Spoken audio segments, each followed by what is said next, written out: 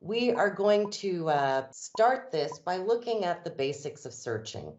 So no matter what you search, chances are you are by default using Boolean logic. So these are your and, or, and not operators. Even if you're searching Google, you're still using Boolean logic. The default in Google is the and operator, but it actually uses something called fuzzy logic. So it'll look for all of your terms, and then it'll start using an or operator to look for some of your terms. And you'll see these little messages that say, this term is missing. Does it really need to be there? And I just want to quickly go over the basic concepts of how Boolean logic works. So your and operator means every word has to be present. Your or operator means any of the words can be present. So it's really good for synonyms. And your not operator excludes information. So this gets to be a little dangerous, but I'll show you some examples of when it might be useful. So in our example, we're going to look at international terrorism as our search. And here we go. So we're saying terrorism, we want the idea of terrorism, but we want it in an international context. So here you can see in my second bubble, I've grouped these ideas of transnational, global, or international.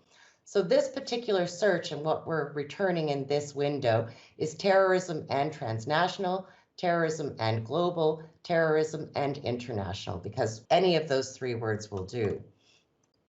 Now we get into the not operator.